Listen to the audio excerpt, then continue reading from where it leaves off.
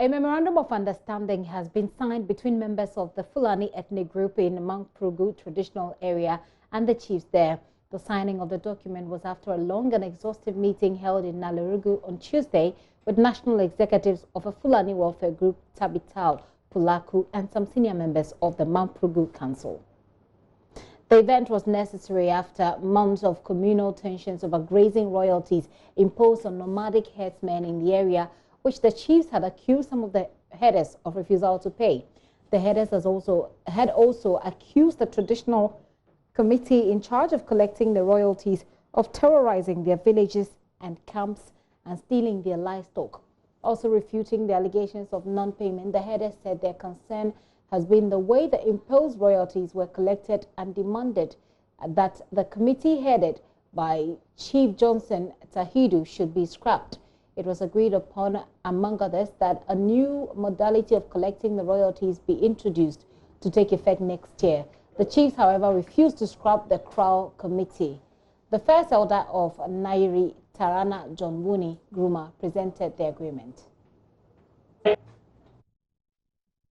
The Crow Committee, in collecting the cattle, will go to the sub-chief and invite the Fulanis to come with their royalties. Then we will say that the royalties will be a cow per crow. Then we say that the cows should be at least 2 years. We are yet talking about that. And then the crow should be from 1 to 120 cows. That's what we consider as a crow. We are saying that in view of the traditional nature of the matter, of this relationship, issues pertaining to the crow should be brought before the traditional authority through the village Fulani chiefs to the sub-chiefs, and wherever they can settle it, and when they cannot, it can come to the overlord at the traditional council. We are also saying that now we don't want this idea of carrying guns by the committee members.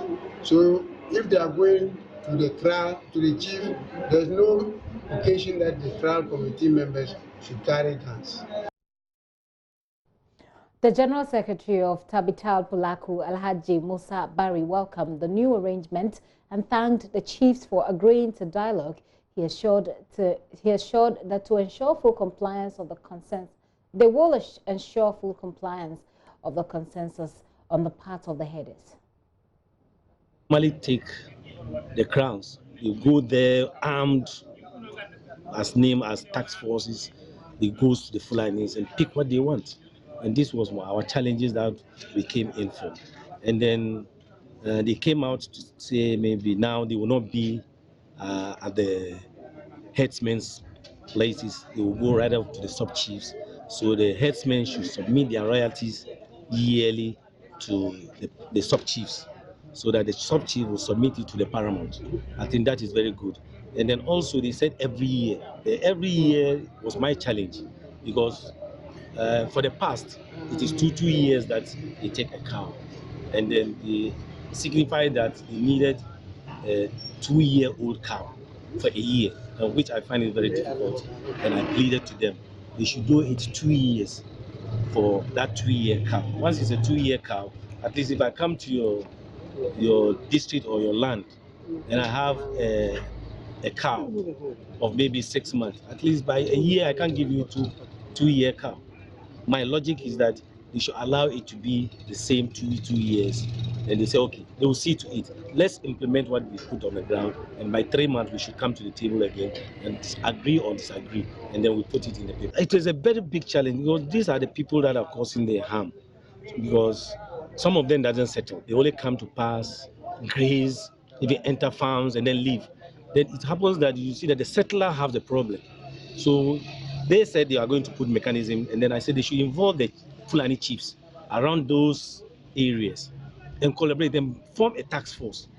Anybody who is coming in should be they should find out where is it, because you can't also deny them because of the ECOWAS protocol.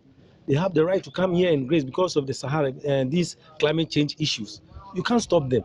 We have to manage them and see how best they can come in and go out without any havoc. I think you get me. So he raised that issue, and then I told him, yes, they should form a task force, but they should include the herdsmen. They know them. Sometimes it is my relative. I'm living here, and that person is in Niger.